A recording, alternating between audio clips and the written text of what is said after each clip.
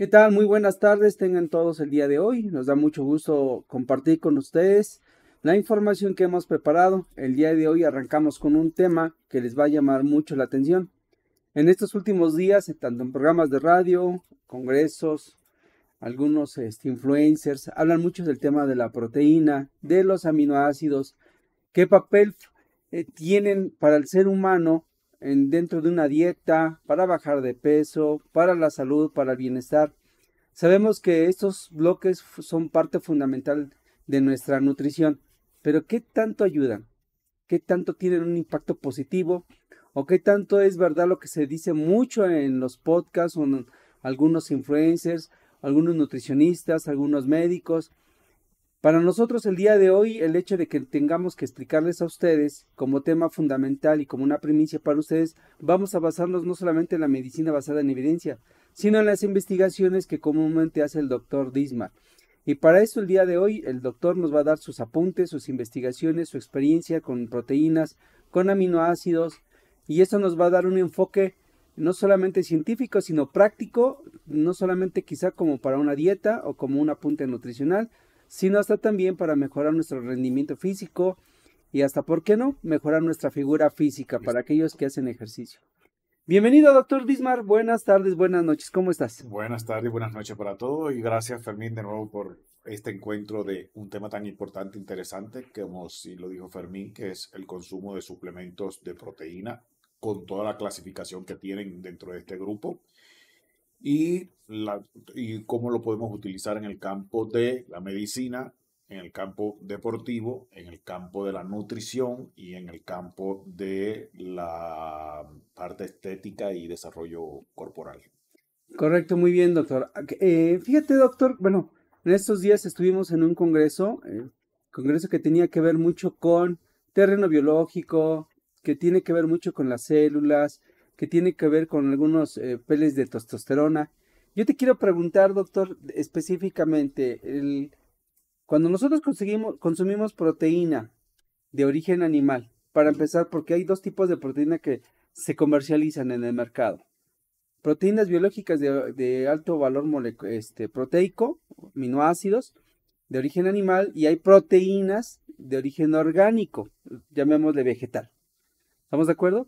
Estas Sí, dos cumplen funciones diferentes. exacto. Ahora bien, ¿cuáles son? O sea, unas para qué te ayudan y otras para qué te ayudan, porque comúnmente la gente dice es que me compré una proteína. Mira, te voy a hablar porque hay mucho, como tú decías, hay mucho enredo, mucha confusión en el término del manejo de las proteínas y estas cosas. Los suplementos que tengan algún tipo de aminoácido o proteínas, que de la cual vamos a hablar clasificación de los mismos, son un suplemento, como bien lo dice, para apoyar un tratamiento o apoyar un plan dietético, mas no para suplir una alimentación. O sea que no se puede ver un suplemento de proteína, incluso ni uno de estos que tiene tan alta calidad de aminoácidos, esas cosas, no lo puedes convertir en un sustituto de alimentación, sino tiene que ser un complemento de la alimentación, es lo primero que tiene que tener todo en cuenta. Es necesario el consumo de proteínas animales o de proteínas vegetales. Ya de ahí, pues como bien vos decías, hay algo muy interesante y es la calidad y la biodisponibilidad, que son dos conceptos que hay que tener muy en cuenta a la hora de utilizar una proteína o un aminoácido. ¿Por qué te hablo de esto? Vamos a partir de la dieta, sin entrar todavía en suplementación. Tienen mayor biodisponibilidad y mayor asimilación las proteínas de origen animal y suplen mejor las necesidades del cuerpo.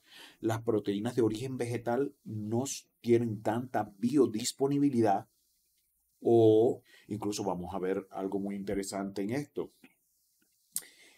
Bueno, deja terminar primero y después voy al otro. Por ejemplo, las proteínas de origen vegetal no tienen tanta biodisponibilidad ni absorción tan alta de aminoácidos como lo tiene el de una carne. ¿Cuál es el problema entre uno y el otro? Que si la proteína animal, además de aportar los aminoácidos, te va a aportar nitrógeno y te va a incrementar o elevar más el nivel ureico, cosas que no hacen las proteínas vegetales. que no tienen incorporado nitrógeno en su composición, no aportan tanto base nitrógeno, o sea, base nitrogenada no aportan tanta sustancia nitrogenada, por lo tanto la carga a nivel de la función renal es menor. Entonces es la diferencia que hay que tener ahí. Por eso es que desde que se empezó a diseñar la suplementación para los nefrópatas, se preferían proteínas de origen vegetal a proteínas de origen animal porque disminuye el impacto del nitrógeno. Más, sin embargo, viene, como todo tiene su lado yin-yang, pues viene lo siguiente. Sabes que la gran mayoría de las proteínas vegetales, para que incrementen o mejoren la biodisponibilidad, al igual que de la carne, tienen que sufrir un proceso de fermentación vegetal para que se obtengan. Y lamento decirle, pero la mayoría de los comercializadores que no tienen este proceso te están vendiendo una proteína de origen vegetal de la cual, ejemplo, del 100% de los aminoácidos que tiene, nada más vas a absorber un 42% porque el resto no se va a absorber porque no pasaron un proceso de fermentación vegetal que lo hizo ser más sensible y poder pasar con más facilidad a la barrera intestinal. Sin embargo, vuelvo y te repito, los aminoácidos que vienen o las proteínas que vienen derivados de la carne, como es la del suero de leche, que es una de las mejores y que más calidad tiene, sí facilita y entra mucho más rápido, tienen más biodisponibilidad y puede ser absorbido en mayor cuantía. Sobre todo incluso cuando hay problemas de síndromes inflamatorios intestinales, como un permeable, un poroso, un irritable, las proteínas de origen animal van a tener mucho mejor impacto que las proteínas de origen vegetal si las proteínas de origen vegetal no vienen fermentadas. Se obtuvieron aminoácidos por fermentación vegetal. Entonces, eso es lo primero que quiero hablar y aclarar ahí. Entonces, ya por ahí el médico tiene que darse cuenta, igual que la persona que se está suplementando, pues qué producto puede comprar. Ah, si me dirías, por ejemplo, una buena combinación de parte de que venga de proteína animal y parte de proteína vegetal, pues estaría bueno también. Y si hay aminoácidos, por regla general, que están más presentes en las carnes y muy escasamente presentes en los vegetales. Y por más que consumas altos volúmenes de proteína vegetal, jamás y nunca vas a llegar a las necesidades óptimas de ese aminoácido. A ver, doctor, entonces, comprendiendo muy bien este punto, esta clasificación que nos das, ¿en qué momento del día podríamos iniciar con una suplementación basada en proteína animal? Bueno, mira, ahí también te voy a ¿Hay parámetros? Hay parámetros Ok. clasificatorios. Primero tienes que ver qué vas a consumir. Proteínas ¿O aminoácidos? o Sí, aminoácidos. es correcto. Y si vas a consumir proteína, ya te digo, vegetal o animal. Si vas a consumir aminoácidos, ¿qué son? Los whey. O sea, estos Ajá. productos que ustedes ven como whey, que es porque tienen y no me refiero al whey de No, whey, no, sí, whey. entendemos, entendemos. Me refiero Ajá. a Sí, sí. WEY, que cuando tú ves en un suplemento esto que vienen, que marcan como Ujú. whey, generalmente lo tienen aminoácidos muy específicos del suero de la leche, sobre todo la parte del calostro. Ujú. Y donde para los que tengan miedo o algo de eso, digan, pero si es que la leche puede provocar intolerancia, no, este proceso que se lleva, que se obtienen estos aminoácidos a través del suero de la leche, se elimina completamente la lactosa y todos los elementos con la caseína compleja se descompone por hidrólisis Enzimática. enzimática, Ujú. por lo cual esa caseína deja de ser irritante al epitelio intestinal. Ahora, te decía, los whey pues tienen los 9 aminoácidos esenciales. Y esto es una de las diferencias entre una proteína y un producto whey, que Ujú. tiene los 9 aminoácidos esenciales. Que un fabricante lo quiere enriquecer y, ejemplo, le adicione glicina, como acá, o le adicione glutamina, que no son esenciales, que nuestro cuerpo lo puede producir, pero bajo ciertas condiciones o ciertas enfermedades no lo produce de forma correcta en nuestro cuerpo, sin embargo son muy necesarios para garantizar funciones metabólicas en nuestro cuerpo. Y está el otro grupo que son los BCAA, que Los BCAAs. los BCA que digan, Ujú. los BCA que sí tienen tres aminoácidos muy importantes, que es la valina, leucina e isoleucina. ¿Cuál es la función más que nada de este suplemento? Este ayuda a construir y a regenerar masa muscular. Si me preguntas por qué diferencia tiene de que este haga esto, bueno, esto se debe fundamentalmente a que tanto la valina como la isoleucina forman parte de la estructura de las fibras de actina y de miosina. Pero lo más importante es que la leucina como tal es un aminoácido que por regla general es un indicador y es un interruptor para activar el péptido de crecimiento similar a la insulina, o sea, la IFG1 lo estimula y al IFG2. El IFG1, si recordemos, el IFG1 trabaja más que nada con la parte de el crecimiento y desarrollo somático, el IFG2 trabaja más que nada con la parte neuronal. Entonces, ¿qué hace este aminoácido? Al despertar y hacer mayor liberación de estos factores de crecimiento similar a la insulina, activa todas las vías de la mTOR, y al activar todas las vías de la mTOR, pues hay mayor crecimiento de masa muscular y se fabrica mucho más proteína en nuestro cuerpo.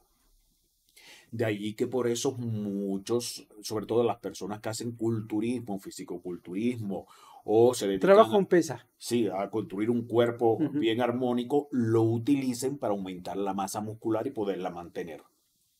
Porque llega un momento en que por más pesa que hagas, si no lo Sí, ya tomas, llega. llega Así un es. límite de crecimiento del músculo y no pasa. Sin embargo, este ayuda y favorece ese proceso. Y porque se rompe el tejido y Ajá. lo que hace el aminoácido va y empieza a construir a partir de la rotura de las fibrillas. Exacto, sí, como te digo, actúa en la vía del mTOR y completamente activa toda la síntesis proteica en el cuerpo, más activa todo lo que es crecimiento y formación de fibrina. Incluso uno de los aspectos muy importantes es que la isoleucina junto con la glicina pueden activar lo que se llaman las células madres satélites que están en el músculo, son las células reparadoras propias del músculo o células madres musculares, y esta, si bien a veces no se diferencian y construyen nueva fibra muscular, sí reparan las demás fibras musculares y hacen que haya un mecanismo de hipertrofia y a veces se puede llegar hasta un mecanismo de hiperplasia.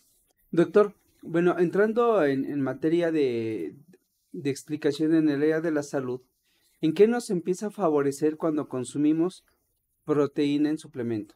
O sea, una cosa es la proteína por carne que tú te la preparas, te la comes, muy diferente como en este tipo de productos que vienen en un bote, que te la preparas con agua y te la tomas. ¿Cuáles serían lo que te puede favorecer en los mecanismos de salud? Vamos a partir. ¿Cuál es el elemento más abundante en nuestro cuerpo después del agua? La piel, No, el el... elemento más importante, elemento, no estructura. Ah, ok, ¿Cuál es el elemento más importante y que mayor nivel de cantidad y concentración hay después del agua en nuestro cuerpo? Las proteínas. las proteínas.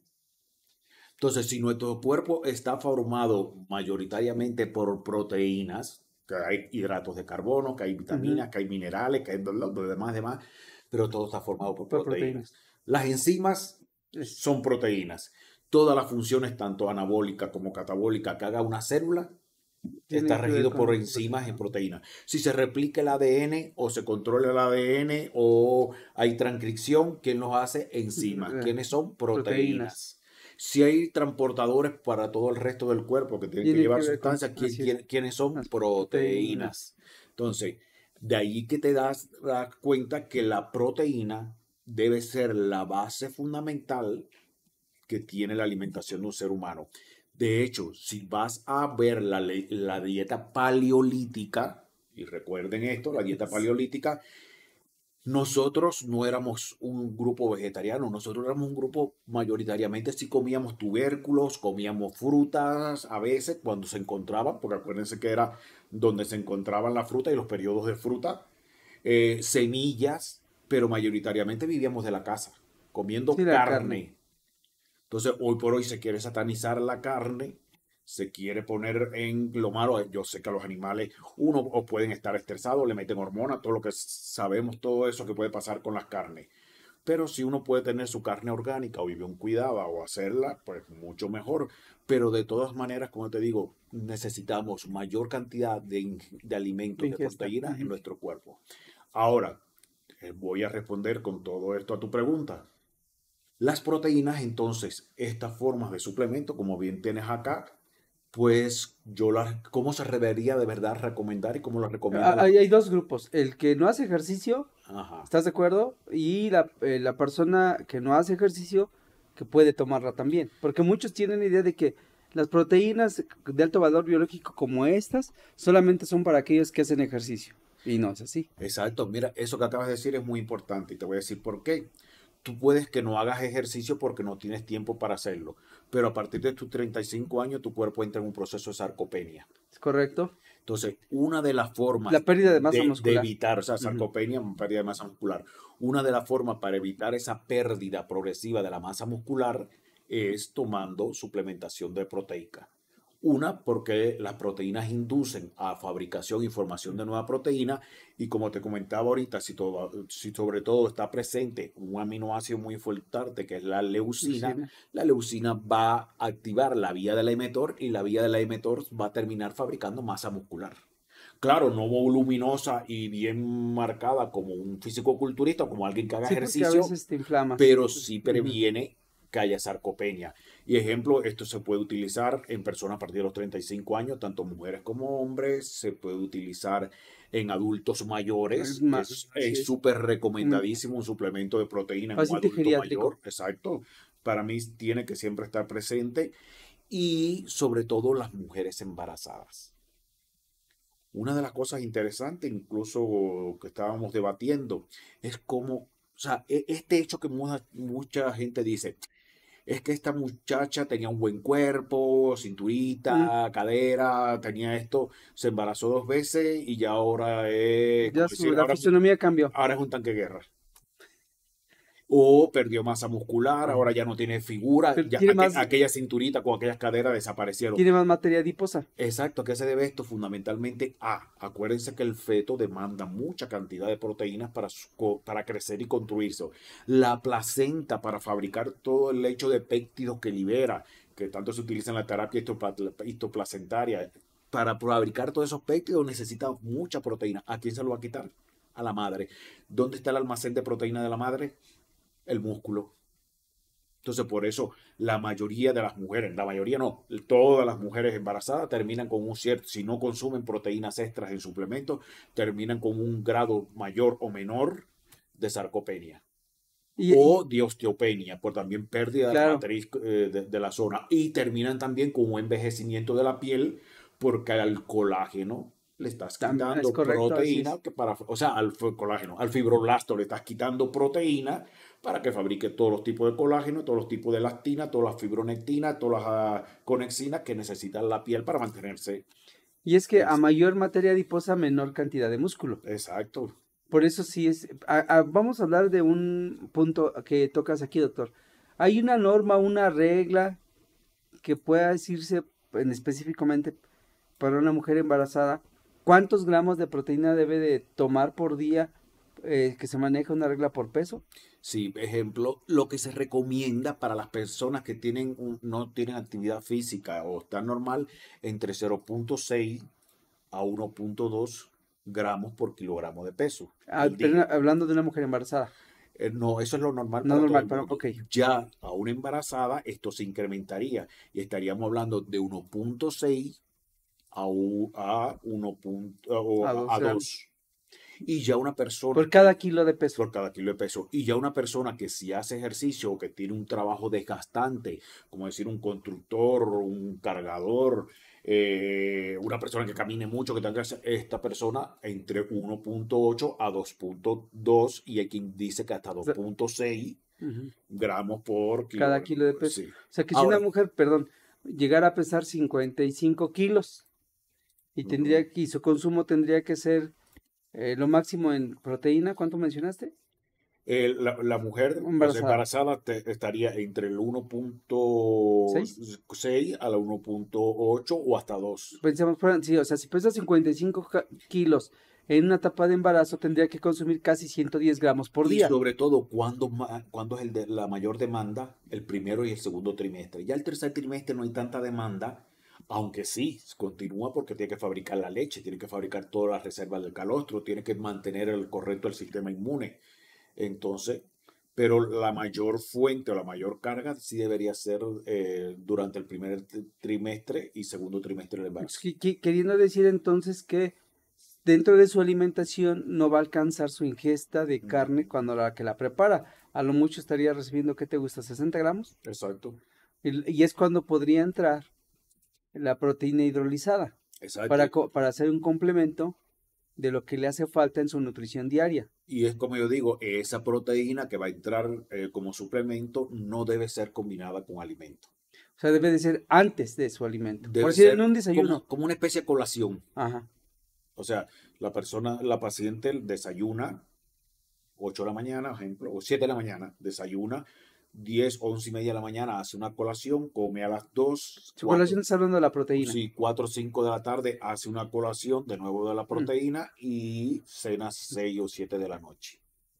Incluso, ya les digo, cuando las embarazadas están bajo peso, cuando ya tienen problemas de nutrición parenteral o tienen un problema incluso digestivo asociado, estas cosas se recomienda hasta incluso 3 veces al día. Ok, por decirlo, estamos hablando de una proteína de alto valor biológico como esta.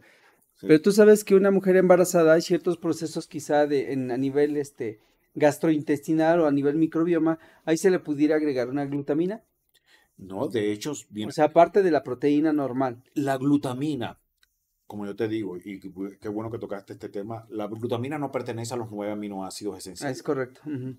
O sea, no está dentro de este grupo, normalmente nuestro cuerpo la puede fabricar. La mayor fuente de fabricación de glutamina en nuestro cuerpo, ¿quién es? El músculo. Ahora, partimos que el músculo fabrica glutamina cuando se ejercita. Así es. Si no, la producción de glutamina es muy baja. Ahora, ¿quiénes son los órganos que son altamente demandantes de glutamina, que la necesitan en cantidades industriales, como yo digo, para poder mantenerse activo? Hígado, Hígado. riñón, sistema inmune y cerebro. De allí que muchos ejemplos, sobre todo en la parte de las embarazadas, cuando hay una deficiencia de la glutamina, es normal que por eso hay las bajas inmunológicas, una mayor tendencia a sufrir de infecciones vaginales durante el segundo y tercer trimestre, asociado a esta baja inmunológica por falta de glutamina. La función renal decae un poco, vienen todos los problemas asociados al cansancio, la irritación y los cambios afectivos que se pensaba en un momento que solo era puramente hormonal y se sabe que también es la falta de glutamina. Acuérdense que la glutamina a nivel del cerebro va a cumplir una función como neurotransmisor excitador, va a mejorar las áreas de atención, las áreas de control y por lo tanto, si cuando hay un bajo nivel de glutamina, el problema del sueño o la somnolencia que aparece en la paciente, problemas incluso que muchas embarazadas dicen desde, desde que tuve los 6 meses ya empecé con nieblas mentales, no me acordaba las cosas y todo el mundo le decía, es que estás estresada con el embarazo. Y no puede ser este déficit Deficiencia de glutamina. de glutamina. Y lo mismo imagínate que pasa en el hígado. Ah, Entonces es obligatorio que entonces sí pueda haber un suplemento enriquecido con glutamina o darle aparte de la proteína, darle un aminoácido de glutamina específico que sea nada más. para mejorar Y la tendría que función. ser solo, ¿no? O sea, que tendría que ser Sí, separado completamente tanto de alimentos como de las proteínas. Hay algunos especialistas que señalizan muy bien que el consumo de la glutamina debe de ser de 5 gramos. En el caso de, ¿aplica ese mismo término a las mujeres embarazadas o? se puede subir un o- poquito más hasta 7 sin riesgo. ok, perfecto.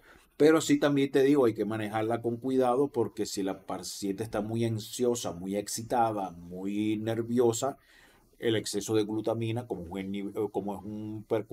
él se comporta como neurotransmisor excitatorio, puede provocar aún más cuadro de ansiedad y es normal que se produzca esto. Sin embargo, igual, uno de los problemas que está asociado a la depresión postparto es la Deficiencia deficiencia de de glutamina. glutamina Ajá. y de asparagina y de tiroxina en la paciente embarazada. ¿Por qué? Por eso esa paciente cuando termina el embarazo no tiene glutamina para mantener la producción de catecolamina, no tiene fenilalanina para producción de catecolamina y no tiene tiroxina para la producción de serotonina. ¡Pum! Y es una de las Viene causas la depresión postparto. que tiene que ver mucho con la depresión postparto. Oye, doctor, ahora fíjate que estos datos que tú aportas son interesantes, pero fíjate que también hay otro tipo de personas, o llamémosle en tu caso pacientes, ¿qué papel fundamental ahora, hablando en otro terreno, las proteínas o los aminoácidos en el ámbito de cardiovascular? Ujú. Porque tú sabes, tú lo has mencionado en algunas otras ocasiones, has apuntado que en mortandad la pérdida de vida viene siendo por un problema cardiorrespiratorio y cosas así por el estilo, Exacto. cardiovascular. ¿Las proteínas también tienen que ver en pacientes de este tipo o no? Bueno, si retomamos el podcast anterior con la cardióloga, con la doctora María del Carmen, estábamos viendo una de las cosas que hablaba María del Carmen. ¿Qué pasa con la mujer después cuando empieza a entrar con la edad menopáusica, que a pesar de haber tenido durante toda su vida estrógenos protectores que protegían el lecho vascular, ahora ya está en igual condición que un hombre de presentar eventos cardiovasculares y con las particularidades que nos contó la doctora? Ahora, esto muchas veces a qué se debe. Uno de los problemas fundamentales no solamente tiene que ver con el estrógeno, pongamos los precursores del óxido nítrico. Y lo veíamos ahí en el Congreso, cuántos médicos de los que estaban ayer en el evento de regenerativa y estéticos le dio bajos niveles de óxido nítrico. ¿Y a qué se debe eso, los bajos niveles de óxido nítrico? Aquí hay la presencia de dos aminoácidos que son los que fundamentalmente consume el endotelio vascular para fabricarlo, que es la arginina en primer lugar. Como este que viene aquí. Ajá. La arginina, que es uno de los primeros precursores que utiliza el endotelio vascular para fabricar o sea, el óxido nítrico. Y en segundo lugar, la citrulina, que también es un intermediario en la vía para la obtención e información del óxido nítrico. Entonces, es importante el nivel de estabilidad de estos aminoácidos para mantener producción adecuada de óxido nítrico. Y ejemplo, casi todas las enfermedades, como yo siempre se lo digo a los maestrantes de la parte de medicina regenerativa, y se lo repito a los médicos que lo están escuchando, casi todas las enfermedades comienzan con microisquemias en tejidos, microisquemias por falta de angiogénesis, por falta de vasodilatación, microhipoxia, y la microhipoxia o lleva a una inflamación o a una degeneración en dependencia de la naturaleza del tipo de célula o de otros cambios que van a suceder en el tejido. Entonces, una de las formas de interrumpir esta ecuación que está presente en muchas enfermedades, pues puede estar utilizándose los precursores del óxido nítrico como la L-arginina o la L-citrulina, que van a ayudar en este proceso. Y también hay otro aminoácido que, aunque no participa directamente en la función, se activa y protege el endotelio vascular, que es el triptófano, que tiene una participación muy presente en este proceso de protección del triptófano. Y si a esto le adicionamos un pseudo aminoácido, ¿por qué el término pseudoaminoácido? Porque son sustancias que no son consideradas aminoácidos totalmente, pero tienen una estructura muy parecida o similar y se comporta como esto. Y en el caso del sistema cardiovascular hay dos muy importantes que son la carnosina y la taurina. Entonces la taurina es indispensable para regular la función cardíaca, mantener el tono cardíaco, el control vasotónico, todo esto, y la carnosina igual para que el latido cardíaco sea rítmico, se mantenga adecuado, hay una recuperación adecuada del músculo cardíaco, funcione bien la musculatura lisa del árbol arterial y sobre todo también ayuda en la función cerebral. Fíjate, doctor, ahorita que tocas esos puntos importantes, el impacto que pueda tener la deficiencia no solamente de un precursor de óxido nítrico, ¿no? Ujú. Sino también la función que hace la arginina para un mejor proceso de proteínas. Exacto. ¿Estás de acuerdo? Ahora bien, ahorita tocabas el punto del triptófano, el 5-HTP hidroxitriptófano. Yo te quiero preguntar, doctor, ¿por qué en algunas especialidades, digo, a ver tú qué tanto conoces de este ámbito, por qué cuando encuentran un paciente con arteriosclerosis les quitan las carnes rojas?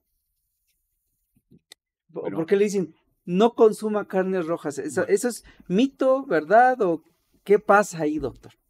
mira, ahí juegan tres aspectos que te voy a hablar. Primero, ya habíamos partido de que las carnes rojas tienen mayor biodisponibilidad de aminoácidos y van a ser más absorbibles y más transportables, pero tienen el inconveniente de que vienen acompañados de nitrógeno. Ujú. El nitrógeno ya puede actuar como un inhibidor o un bloqueador del óxido nítrico de forma directa, pero también puede causar disfunción a nivel de el linfocito, y esta disfunción a nivel del linfocito pues va a agravar aún más la respuesta inflamatoria a nivel de la placa ateromatóxica, va también a alterar un poco la plaqueta y va a favorecer la formación de una placa de ateroma. Y el otro problema es que la gran mayoría de las carnes no vienen sola de carne, vienen carne con grasas. ¿Es correcto? Ujú. Entonces hay que ver la forma en que la grasa animal, no tampoco la voy a satanizar, no es mala la grasa animal, pero sí depende de la forma en que fue coccionada.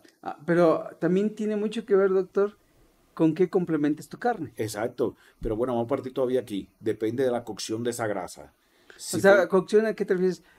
Contrapina a que no es tres lo mismo. cuartos, o Exacto. sea, ¿a eso te refieres? Primero, acuérdate, la carne, mientras más cocida está, más acrilamina se le va a pegar, que es el color dorado de la carne. Segundo, la grasa, mientras más cocinada está, más perioxidación lipídica va a sufrir.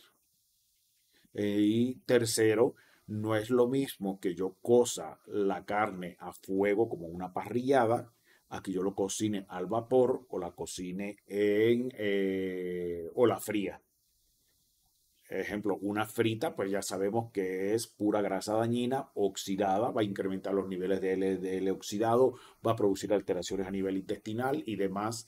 O sea, una Cuando, carne de puerco, no, mientras la carne de res que tú le pongas, que le metas sí, nada aceite más, o le metas, a eso te el refieres. bistecito frito, Sí, porque acuérdate que hay público que nos sí, escucha que no el todos bistecito conocen. frito, Ajá, más si lo hacen ándale, una milanesa, todavía más mal, peor. Pues sí, más mal peor. en peor. Eh, o este encebollado, el bistec encebollado, pues no sería, son muy sabrosos, porque no te puedo negar que son muy sabrosos, pero no es la forma adecuada. Sí, La forma porque adecuada la debería cebollita ser se fría y queda así. cocidos Ajá, o al vapor, algo de esto al vapor, o cocida en olla de presión con un poco de salsa que le hagas, pues ok. sí.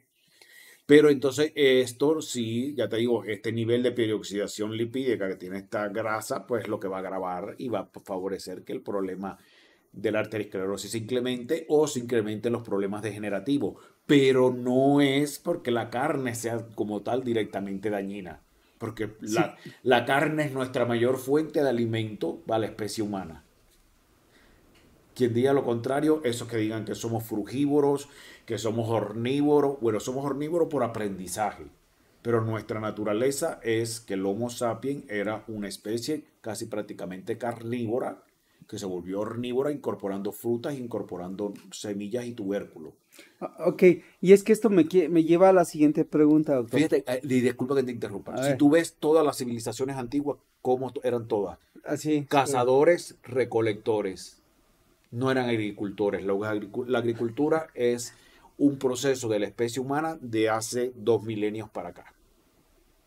Éramos recolectores, cazadores. Ok. Por eso importante, doctor, la pregunta que te quiero hacer.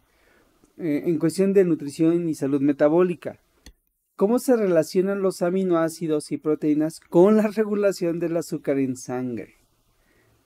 Porque fíjate, tú sabes que el gran porcentaje de paciente, en México se usa ya el término de Ujú. prediabético. ¿Estás de acuerdo? Exacto, sí. Entonces, estamos hablando ahorita del terreno en cuestión de las proteínas y los aminoácidos. ¿Estos dónde entran en la regulación de azúcar? ¿Sí te ayudan o te empeoran? Pues los aminoácidos, primero, la insulina, ¿qué es lo que es? Un péptido. Y si es un péptido, está formado por aminoácidos.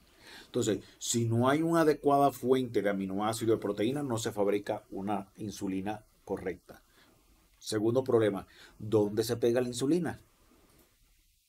A receptores que están en la membrana celular. ¿Quién son los receptores de la membrana celular para la insulina? Proteínas. Entonces, si no hay una adecuada aporte de proteína, no se fabrica de manera correcta receptores de la insulina. Por eso un paciente que tenga altos niveles de glucosa en sangre, si no consume proteínas, se empeora. ¿Por qué? Porque esos altos niveles de glucosa en sangre lo que van a hacer un proceso que sucede a nivel de los aminoácidos que se llama glicación. ¿Qué significa glicación? Que La ese glicólisis. azúcar se va Ujú. a pegar al aminoácido y lo va a oxidar y no lo va a dejar trabajar de forma correcta. Pero, como bien te decía, hay aminoácidos que regulan y liberan el metabolismo energético, como es el caso, ejemplo, la histidina, la leucina, que ya lo habíamos visto, la valina, la metionina. Todos estos cuatro aminoácidos son reguladores de los niveles de metabolismo energético. Cuando estos están bajo, la aspargina, cuando estos están bajo en cualquier paciente, es un paciente que aunque tenga niveles altos o normales de insulina y esté produciendo una insulina de forma adecuada, va a haber ciertos mecanismos de resistencia que se van a ir desarrollando progresivamente a la insulina o se van a ir incrementando progresivamente alteraciones en los receptores que también se van a traducir en más resistencia a la insulina. Por eso sí es importante saber en qué horario consumir proteína, ¿no? Por un Exacto. lado, la cantidad de proteína que hagas o no hagas ejercicio, sí necesitas consumir proteína, ¿estamos de acuerdo? Ahí, Y junto con acompañando por la glutamina, que bien mencionas, porque en la mayoría de los pacientes o las personas tienen disbiosis intestinal. exacto, sí. ¿Estamos de acuerdo? O sea, la mayoría después de que comen Se se les... panza. Ajá, ok. Ahora bien, doctor, te quiero preguntar, ¿qué papel ya de manera específica, cómo pueden los aminoácidos, las proteínas, no solamente en el cuidado de nuestro corazón, sino ahora en el desarrollo metabólico? Porque ahorita explicas y apuntas Ujú. en un paciente que tiene que ver pre o diabético. Sí, Ahora bien, si todo está formado por proteínas, por enzimas, ¿en qué en qué nos puede beneficiar los aminoácidos? Pero ya vámonos al aspecto de hormonas, porque exacto. el terreno biológico, tú sabes que nos va a llevar a todos lados y uno de los caminos tiene que ver con hormonas. Ahora, Ujú. las proteínas, los aminoácidos, vitaminas, minerales, probióticos, enzimas, todo lo que conlleva el terreno biológico, pero específicamente las proteínas, los aminoácidos, ¿qué tanto nos pueden beneficiar ahora en el aspecto donde tú tocabas hace un momento, ¿no? Cuando una mujer está embarazada o cuando están en la menopausia o posmenopausia, ¿dónde entran los aminoácidos en el papel de las hormonas? Bueno, mira, acuérdate que las hormonas pueden ser de dos grupos. Están las hormonas esteroideas derivadas del colesterol y están las hormonas proteicas derivadas de aminoácidos. Una de las principales hormonas de nuestro cuerpo que pertenece al grupo de las llamadas hormonas termogénicas son las hormonas las que produce la tiroides, la Mm, T3 y la T4. La T3 y la T4 tienen que ser fabricadas a partir de la tiroxina. ¿es correcto? Entonces, si no hay un adecuado, a veces todo el mundo dice, no, es que tiene hipotiroidismo o algo porque tiene déficit de yodo. Está bien, el yodo puede participar porque tiene déficit de selenio, que también participa en la formación de la hormona, o vanadio, que también participa en la formación también de la hormona. Pero la gran mayoría de las veces es un problema en la conversión de la tiroxina. Ok. Entonces, esa conversión de la tiroxina, donde tiene que unirse con todos estos elementos y formar la T3 y la T4, pues no sucede de forma adecuada en la glándula, ya sea por problemas específicamente en el metabolismo de la misma, en problemas en la absorción. Y una de las cosas muy interesantes, como te decía, muchas personas que son veganas o que son, digamos, vegetarianos propiamente puros, tienen cierta tendencia a lo largo de los años a ir provocando un trastorno en el metabolismo de la tiroxina, porque como bien te decía, la tiroxina de aporte vegetal no tiene la misma calidad o la misma funcionabilidad o biodisponibilidad que la tiroxina de origen animal. Y es que, doctor, te hago esta pregunta porque el día de ayer un doctor se hizo el test epigenético Exacto. y en sus resultados, en indicadores del apoyo metabólico, específicamente en aminoácidos, él salió con metabolismo del azúcar, Ajá. salió con sistema adrenal y sistema hormonal. Y dice, es que esto, ¿qué significa? O sea, Exacto. él decía, pues si yo me cuido, pero dice, salgo con metabolismo del azúcar y que no tenía buena absorción de aminoácidos. Exactamente. Aquí tienes que ver, desde que hay problema hay en el microbioma, que no se está absorbiendo el aminoácido de forma correcta o no se está procesando, qué deficiencias enzimáticas tiene, ¿Ok? porque si revisamos el test y vamos a la parte de enzimas, veremos que posiblemente tiene deficiencias enzimáticas, por lo cual no digiere los péptidos de forma correcta. Aquí entonces, en un paciente como este, es cuando uno sugiere no tomes proteínas, toma aminoácidos esenciales Como los o BCAAs. suplementos. No, no BCA, porque acuérdate que BCA nada más tiene tres, como los whey's, o sea, Ok, ok. los nueve esenciales. O aparte, enriquecelo con glutamina, enriquecelo con tiroxina, enriquecelo con fenilalanina, pero tómalos por separados. El doctor de ayer, ¿cómo se llama el que atendiste al último? Al pediatra, ¿Al pediatra? es pediatra, sí. Bueno, el que estaba llenito. Ese pediatra, sí. Ah, ok. Ahora no me acuerdo el nombre de él. Sí, se me fue a mí también su nombre, pero él explicaba eso, ¿no? Que él sabía y estaba consciente que no tenía buena absorción de sus alimentos y de las proteínas. Entonces, ¿y en qué le afecta en su sistema hormonal cuando hablas ahorita ya de esas deficiencias? ¿No hay producción de testosterona? Directamente, la producción de testosterona no se afecta. Directamente, ¿en qué sentido? La testosterona se fabrica a partir de colesterol, Ajá, no se fabrica a partir de aminoácidos. ok. Más, sin embargo, Hay una en el relación. proceso de formación de la testosterona, sí intervienen aminoácidos que tienen funciones específicas para que suceda la ruta crítica desde el colesterol, pasando por los estradiones, estradona, hasta que llegue a la testosterona. Si participan aquí aminoácidos, como es el caso de, ejemplo, la metionina, es necesaria en este proceso. La valina es necesaria en este proceso porque también participa en el metabolismo de los lípidos, sobre todo en la formación de hormonas. También participa la treonina, que es fundamental. De hecho, por eso ves que hay un suplemento que se consume mucho, que es el treonato de magnesio. ¿Es correcto? El treonato de magnesio se consume generalmente en la noche porque está diseñado para mejorar la función sexual, tanto en hombre como mujer, porque tiene que ver con la fabricación de estrógeno, progesterona y testosterona y otros andrógenos. Y existe específicamente la lisina. La lisina juega un papel imprescindible en esta parte porque es la que va a proveer de toda la energía a las enzimas que trabajan directamente en la producción de hormonas sexuales. Y también tiene que ver con toda la regulación de los procesos energéticos. De hecho, por eso es que la lisina va a actuar como un energético propiamente puro para la piel como para el cerebro. Entonces, cuando hay déficit de lisina, que es uno de los mayores déficits que siempre hay, casi siempre lo más bajo que puede aparecer en los pacientes son déficit de lisina, vemos que hay una piel que va a envejecer mucho más rápida, que tiene los mecanismos de reparación mucho más lentos y una actividad cerebral mucho más lenta y más tendencia a la, por ejemplo, a depresión, a, Por la falta, deficiencia de lisina. a falta de concentración, falta de la atención por deficiencia propiamente de lisina. ¿Y cuántos gramos se tendría que consumir uno de lisina, de este aminoácido? Porque es que el grave error es que cuando se consume un suplemento, la lisina luego viene combinada, nunca viene casi siempre sola. En Nuevo Life sí manejan una lisina sola, Hasta 3 pero gramos al hasta día. 3 gramos al día. Ok.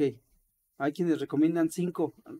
Desconozco la idea, Sí, pero se puede dar 5 ya en necesidades muy grandes, pero yo prefiero partir de 3 gramos. a partir de Se 3 puede, gramos. o sea, la teoría dice que 5 y las investigaciones dicen que 5, Ok.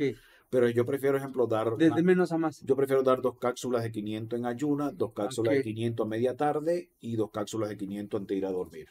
Pero tendría que venir sola la lisina, ¿no? Sola. Sola. Sola para que de Porque verdad sea a- bien a- absorbida. Acuérdense que muchos aminoácidos tienen competencia o ajá, antagonismos es entre correcto. ellos mismos. Y se puede, ejemplo, la lisina y el triptófano no se llevan muy bien de la mano. Doctor, en una ocasión escuchaba ya a un especialista en salud y él mencionaba que cuando tienes activa la bacteria cándida Ujú. y tú consumes proteína o aminoácidos, dice que esta tiene la capacidad de convertirla en azúcar. ¿Eso es verdad o mito? No, no es mito, exactamente. Acuérdense que la cándida es una levadura y va a agarrar todos los nutrientes que hay en el piso. Bueno, Ajá. en el medio de cultivo donde está, va a agarrar todos los nutrientes que hay y lo va a convertir en fuente de energía. Entonces, muchos aminoácidos son precursores para obtención de azúcares y lo utiliza por esta vía. Ella hace como una glucogénesis donde que va agarrando los aminoácidos y lo va convirtiendo en fuentes energéticas de hidratos de carbono. Ahora bien, doctor, por decirlo, cuando una persona, en tu caso tus pacientes, llegan y te solicitan y te dicen, doctor, pues mira, yo una vez, dos veces a la semana hago ejercicio, mi fuente de proteína solamente es por la que nosotros preparamos en casa, más allá de eso no consumo proteínas. Tú a los que nos escuchan y que nos ven, aún siendo los doctores, porque sabemos que el doctor a veces desayuna, a veces come y a veces cena. A ellos son personas o pacientes que tú les recomendarías sí o sí proteínas. Exacto. Ejemplo, yo les recomendaría para mejorar toda la calidad y producción energética y de verdad el ejercicio tenga un buen impacto y haya unos buenos resultados. Ejemplo, momentos antes de ir a hacer el ejercicio, puede utilizar los BCA Los ves ya antes de ir a hacer ejercicio. antes de ir al ejercicio. Por lo que te decía, al tener valina, tener Ajá. leucina y estas cosas van a garantizar que haya mayor producción de energía durante el ejercicio. Pero lo puedes tomar Y con arginina porque ya es quienes sí, toman y arginina. arginina y el Ok, paciente tenga mayor rendimiento. No, a esto le estamos adicionando que puede problema tomar nítrico. arginina, que puede tomar Azaquinina. sí, creatina, Ah, creatina. O sea, sí, puedes mezclar creatinina, creatina y los BCAAs juntos. exacto. Y esto favorece, de hecho yo lo hago, y esto favorece que tengas un mayor rendimiento durante el ejercicio y puedas hacer mayor nivel de cargas que no lo puedes hacer de otra forma. Ejemplo, yo a veces llego al gimnasio que parece que vengo madreado y digo, hoy seguramente no voy a hacer nada. Y cuando empiezo a tomar mi fórmula, bueno, yo también le echo otras cositas que no es cuestión del eso, Pero bueno, digamos que pero tú, la base es esta, BCA, arginina y creatina. creatina.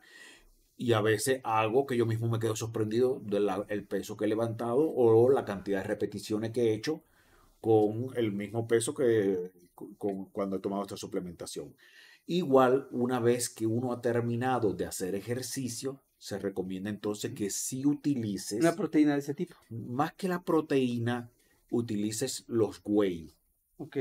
¿Por qué? Porque necesitas un estímulo rápido, fuerte para el músculo, para que el músculo, ¿verdad?, entre en hipertrofia, para que empiecen todos los procesos de elaboración de proteína, para que se potencialice el colágeno y ya la proteína como tal, ¿Cuántos gramos de proteína?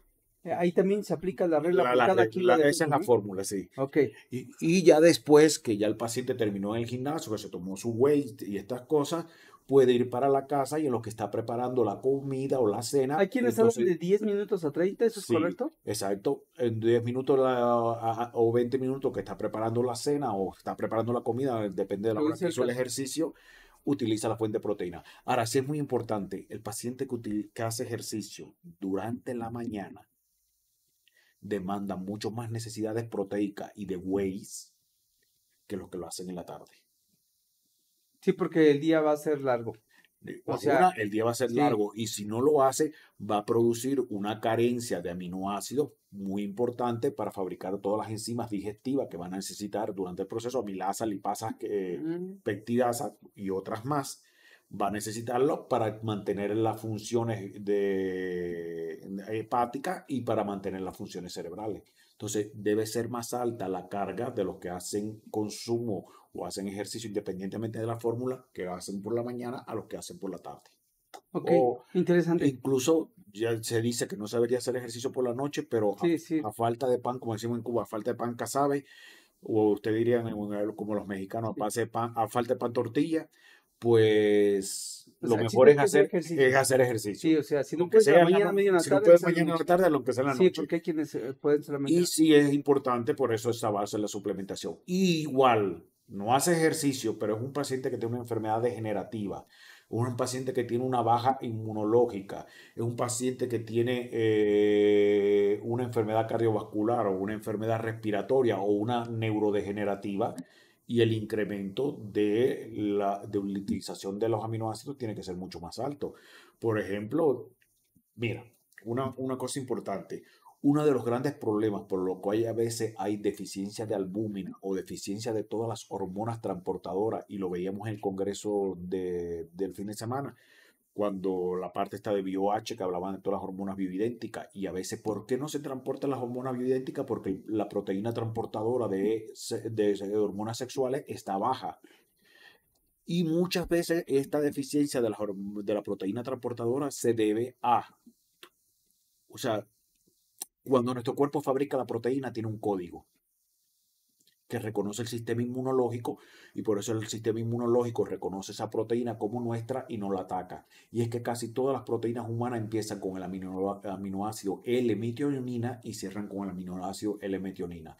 Entonces, si hay una diferencia, y después en segundo lugar la glicina. O sea, esa unión metionina-glicina es muy importante. Aquí tenemos Sí. glicina, por cierto. Sí, Sí. esa unión metionina-glicina es muy importante, y eso es lo que lo reconoce el sistema inmunológico. Cuando una proteína no tiene esa estructura, porque hay déficit de glicina o de metionina, primero, pueden suceder dos cosas. O no se produce la proteína de forma correcta, o sea, no se produce, no se sintetiza la proteína, o si se Cu- sintetiza, se sintetiza de forma incorrecta, el sistema inmune la encuentra como alterada, la ataca, la destruye y desencadena un mecanismo, que puede ser desde hiperreactividad inmunológica hasta agotar y entretener el sistema inmune destruyendo una proteína cuando debería estar destruyendo una célula senescente, una célula que está Pero mutando, no se produce porque el cuerpo no tiene la capacidad de producirla y porque aparte no la y consumes. porque el consumo está bajo. Doctor, quiero preguntarte, tú en un día normal, ¿cómo prepararías tú si tienes la arginina, que es tu vasodilatador, tu precursor de óxido nítrico, tu proteína, tu glutamina, tus BCAAs, tu creatina, tu glicina? ¿Cómo prepararías tú en un día normal? ¿Cómo te tomarías todo esto? Más o menos. Bueno, a ver, esto es lo que hace el doctor Dietmar con él. No quiere decir que lo que Sí, hago sí, yo es el para todo, protocolo no se aplica a todos, pero pero no es para que lo haga todo el mundo. Primero, yo cuando me levanto en ayuna me tomo siempre un vaso de agua con limón, muchas veces. A este vaso de agua con limón le puedo adicionar la arginina más esta que viene con lixina, ujú, que es una de las cosas que le hago, y ya estoy adicionando arginina y lisina, las cuales van a contribuir de forma importante. Me tomo a veces un probiótico, si me toca tomar un probiótico, tomo enzimas digestivas también para favorecer que el desayuno, que para mí es la comida más fuerte del día, pues pongo mis enzimas para no producir tanto desgaste del sistema enzimático digestivo. Pues las utilizo y esto me ayuda a que tenga una mejor digestión. Y sobre todo, si es día de trabajo, la glutamina o el ácido glutámico, porque me ayuda fundamentalmente a mejorar la capacidad cognitiva, tener mucho más concentrado, tener mucho más atención. Durante el desayuno puedo incluso adicionarle un poquito más de proteína al desayuno. A veces, el ejemplo, me hago un licuado de X con apio, o sea, algunas de las cosas que hago, apio, nopal y, y esta otra, la de Popeye, espinaca. ok. Y espinaca, la hago un licuado con eso, le adiciono igual un poquito más de limón, y le echo una cubetita de proteína, de mi proteína, y esto me facilita que tenga una mayor disponibilidad de aminoácidos durante todo el día. Si ese día hago ejercicio, a media mañana si tomo proteína, o a media tarde antes de ir a hacer ejercicio lo hago. Igual si tengo mucho trabajo o estrés, me vuelvo a tomar otra glutamina en el transcurso del día, y ya por la noche, cuando voy a favorecer y mejorar, y si vengo del gimnasio, pues ya te digo, los whey y los BBCA, y ya incluso por la noche, pues no siempre tomo triptófano, pero a veces tomo triptófano, tomo fenilalanina, que también ayuda mucho a por otra ruta y por otra vía a fabricar serotonina y a fabricar neurotransmisores. Y tomo ya los neurotransmisores que son más que nada sedantes. Como ejemplo, la glicina. ¿Cómo es? Sí, la glicina es un sedante, se comporta como un inhibidor de la actividad cerebral y te induce un sueño reparador. Y cuando sí estoy muy estresado, pues sí le adiciono un GABA y es mucho mejor todavía el efecto en el sueño. O igual también pues se puede recurrir ahí a la melatonina, que ya es otro péptido formado por aminoácidos. Fíjate, doctor, interesante el protocolo que tú llevas. Aquí el punto es que para que tú en la noche puedas producir la hormona de crecimiento y favorecer la producción de buenas hormonas, es bueno tomar también la arginina por la noche, Exacto, sí. porque por ser No, la, precursor de la la, hormona de la, la crecimiento, tomo ¿no? siempre antes de ir a hacer ejercicio. Por eso Ok. no, porque normalmente, y como hago ejercicio de lunes a sábado, pues, Algo que yo quisiera apuntar muy bien es que, miren, si la arginina viene, hay quienes la venden en tableta, en cápsula, en el caso de este es líquida. ¿Por qué en líquido? Porque en líquido favorece más rápido la absorción y la llegada hacia la sangre y ser precursor de óxido nítrico mucho más rápido. Ese es un factor que determina. Ahora bien, cuando alguien ya consume proteínas, ya sea para construir masa muscular, yo quiero que tú nos expliques, doctor, aquí es donde entramos. ¿Qué es lo que sucede en el cuerpo cuando produces nueva masa muscular? ¿En qué le favorece a la salud? Porque muchos esa parte no la conocen muy bien. bueno, Sumas ejercicio, sumas proteína y te da un resultado, o sea, al igual. exacto. O sea, para no estar hablando tanto, mayor índice de masa muscular o mayor volumen de masa muscular, mayor calidad metabólica tiene la persona. Mayor nivel de salud va a prevenir la aparición de muchas enfermedades o el deterioro progresivo de muchas enfermedades. No es lo mismo un diabético que haga ejercicio o un diabético que haga ejercicio.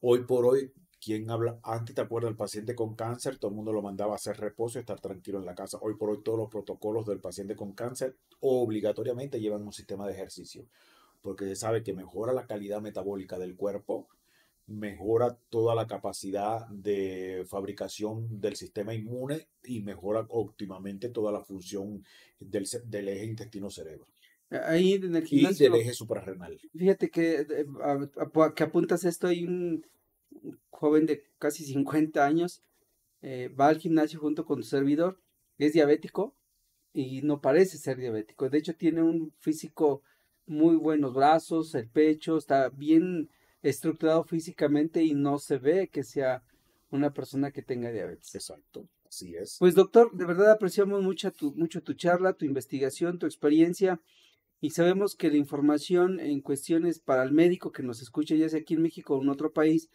saber que tenemos un lugar donde podemos consumir productos de excelente calidad como estos los que ustedes ven, así también como la información que nosotros obtenemos mediante el doctor Dismar, sabemos que es una información, el doctor siempre cita de investigación.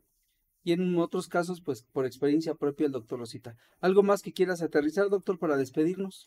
Pues algo importante es igual, aprendan a incorporar el manejo de las proteínas en su consultorio, más si son médicos regenerativos, eso es un sí obligatoriamente, porque todos los procesos de regeneración para que sucedan con esa calidad después de las 2 de la mañana a 5 de la mañana, que es donde sucede toda la reparación y la regeneración, tiene que ver un buen sustrato proteico, de lo contrario no sucede.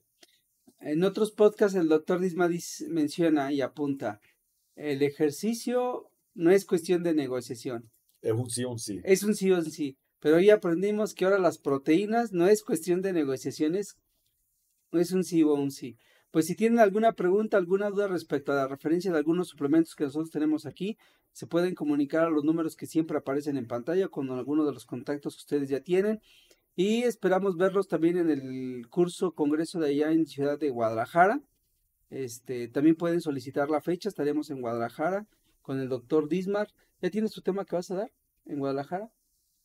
No voy a dar un tema, lo que voy a dejar es un curso, Bueno, va a dar un curso de 4 o 5 horas, creo, por ahí, ¿no? sí, un curso de 4 horas donde va a ser manejo de todos estos nutrientes de forma más optimizada. Con el test epigenético. Ajá. Ok, y allá nos estaremos viendo por si en dado caso también estaremos en Tijuana en septiembre. En septiembre estaremos en Tijuana, En sí. Tijuana estaremos por allá y en algunos otros lugares. Así es de que, pues, doctores, por allá nos veremos. Y para los que tengan alguna pregunta o duda, reitero en los números de teléfono que aparecen. Que pasen una excelente tarde-noche, donde quiera que nos vean. Hasta luego. Hasta luego.